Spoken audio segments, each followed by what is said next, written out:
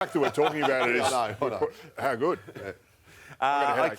Okay, it's enough to give you a headache, but this will put that all in the rearview mirror. I'm talking Michael Hooper's final game at the SFS. It's been an illustrious career, and I was lucky enough to catch up with him at Waratahs HQ earlier in the week. Hooper! And it's been won by Hooper. Hooper, he reaches out and he scores at long last for the Waratahs.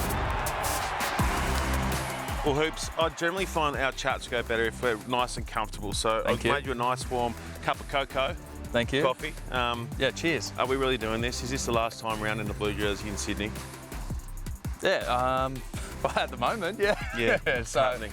It's happening. So, yeah, got the whole family coming out. I have no idea what's going on, and it'll probably put their sleep out for a week, but it'll be worth it.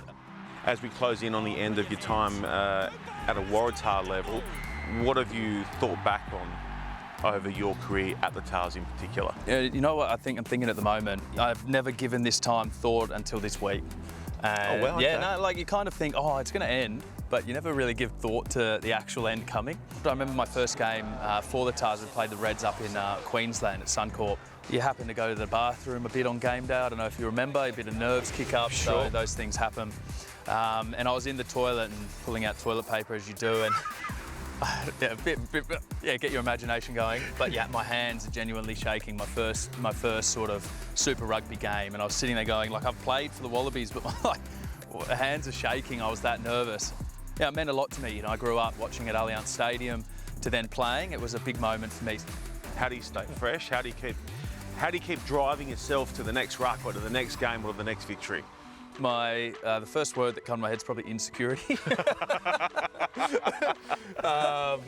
You know, you're only as good as your last performance. They just thundered towards the line. The Tars are celebrating. So I was at a school recently, question gets asked to the group, who's your favourite player? I'm not exaggerating. Of the 20 kids in the class, 18 kids put their hands up for you. How does it make you feel knowing you've had that impact on a next generation of Waratahs kids? Yeah, really special, I think, to be able to impart that feeling. Like, I hope that my effort's always been up there. Sometimes I've gotten things completely wrong as a captain, as a leader and within the group, and sometimes I've done things all right. But yeah, I hope that the effort has always shone through, and you know, I'm proud of that, I guess, and I want to keep that going. Why have you decided that's the end of your time in Super Rugby? Like I say, the Waratahs decided it.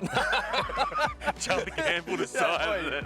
All those the front folks office did. is down there. Nah, you know, I think the level I've tried to maintain's taken a toll, physically and mentally, and mate, I'm loving it at the moment. So I do think I've got some of my best rugby ahead. That might not be in a blue jersey ever again. So what will happen beyond the World Cup, do you think, on the rugby stage, on the rugby front? I know there's been sevens chat. That would be an amazing experience to go to an Olympics. But mate, like I said before, I've never been in the position where 2024 looks so open, and I kind of like that at the moment. Hoops, cheers for everything you've done, mate, in the blue jersey, and there's still plenty more chapters to be written and then read as well. Thanks for everything, mate. No, thank you. Yeah, he's one of the greats. Let's bounce back and think about his time in the blue jersey. There's still much more to come in the gold, but what do you guys remember of him in Super Rugby? I mean, all the time that Hoops has played in Super Rugby and, you know, a little bit for the Brums and then, of course, for the Waratahs, you know how some players you'll pick up, they'll play an ordinary game, they'll miss a tackle, they'll bomb a try. I haven't seen Michael Hooper play an ordinary game right throughout his career at Super Rugby, have you? No, and always high involvement. Anywhere the ball was, especially week in, week out when you consider it, everywhere the ball was, Michael Hooper was. I think he'll go down as the greatest Waratah of the Super Rugby era, you know, punctuated by that 2014 season and Super Rugby Championship. I think that's probably an easy one. Particularly when you think about what he's had to manage as well. You know, he's come in at the end of an era of a changeover of players, and he's had to carry the next professional flotilla of players forward, and been some huge turmoil as well around performance on the field and the way that he's carried himself, and we saw the way that it can affect people in different ways. And Michael Hooper, you know, listening to him then, you know, quite often you hear about players, well, I didn't think the end was going to come, I didn't prepare myself to think about it, but it is refreshing to hear him say that I've got a bit of a I'm enjoying not having anything to race off to next. I'm just enjoying the moment. So often you hear that, right? Enjoy the moment. Yeah, I think when you can see the finish line, and whether that's with sevens, I don't think he should play sevens. They're very, very fit now. He should go to Japan for a couple of years and then come back. But he's really matured as a player off the field as well. I think those last 4 or 5 years with the Wallabies, he's so relaxed to talk to now. He's a bit edgy in the first part of his career when he's captain of the Wallabies. I think he's quite relaxed into that role now. Well, I just think, you talk about all those things right throughout that career in the Tusk, coming from the Brumbies, and that 2014 season, that peak that they went to, he dragged them through lots and lots of games. They had that physical pack, but they don't win that without him. They don't make that final without him.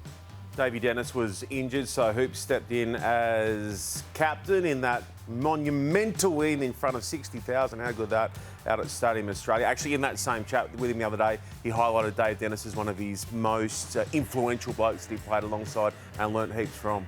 It'd be incredible that, for the leadership that he's shown, how many young boys and girls that Hoops has inspired to actually play rugby. Can't believe it's 9 years back now. Yeah. Well, that's almost that next generation coming through now that would have seen that. We're now teenagers. Also, the startling, you think about how many games Michael Hooper started and finished in that career span in one of the most violent positions on the field, let's call it. You're at most risk, often, you're putting yourself in harm's way for your teammates. And the thing about Hoops as well is that he promotes excellence around him, and that's something really important for the Australian rugby ecosystem, isn't it? So often we see IP leaves 2.5, 3 years, they go overseas, they do the sabbatical, they do all those sorts of things, and there's a player drain, this concept of player drain. Michael Hooper has committed to and stayed true to Australian rugby through a lot of adversity and also a lot of positivity. That's been huge for the environment. It'll be final game this weekend as well for Tolu Latu, Tara Faulkner and Big Nems, the Marnie Nadolo out there at the SFS. There's going to be a huge crowd on hand looking to get up and get a handle on Hoops in a blue jersey in Sydney for the final time. They'll be without Max Jorgensen this weekend. Any update or any insight into where he's at, young Jorgo? Well, he's ruptured